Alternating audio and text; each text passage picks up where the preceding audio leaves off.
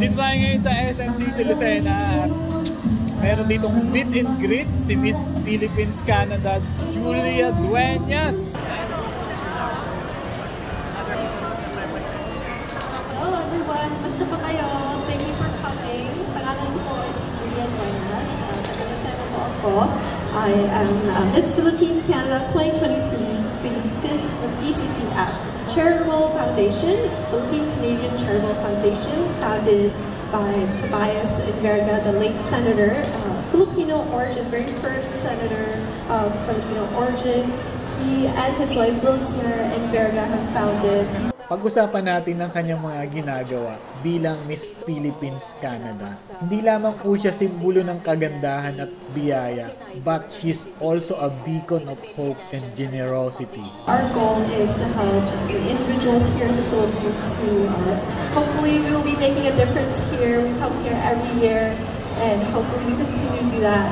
From distributing relief goods sa mga nangangailangan nating kababayan to making special appearances and visiting various attractions. So, Julia's dedication to giving back is truly commendable.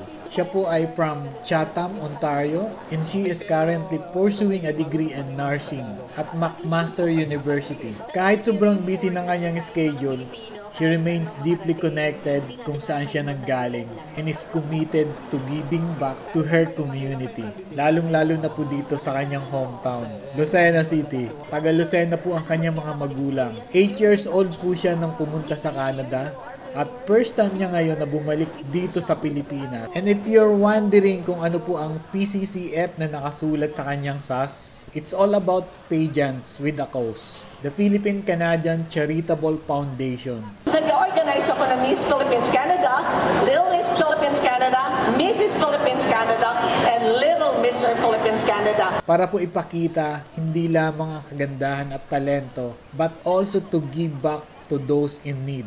From Little Miss Philippines Canada to Mrs. Philippines Canada. And the winners, we give them a travel voucher to travel to the Philippines.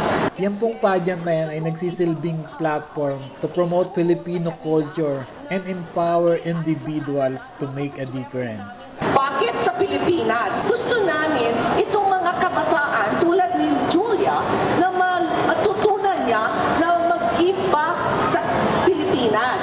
And it so happen, ang nanalo ay taga Lucena. So kaya andito kami sa Lucena. As a matter of fact, this is my third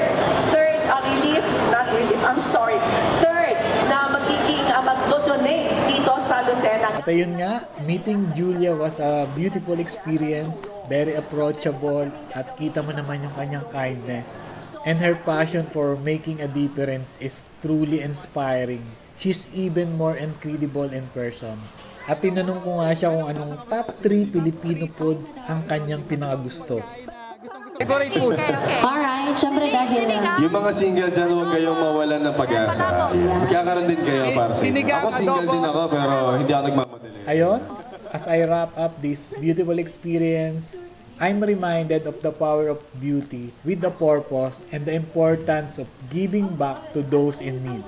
Hindi lamang po siya isang queen of beauty, but she's also a queen of hearts. At nagpapasalamat ako dahil naging bahagi ako ng greet and meet na ito dito sa SM City Lucena. Another adventure in the book. Marami din ganitong mabibili. Chocolates, flowers, syempre andyan yung Rothschild chocolates.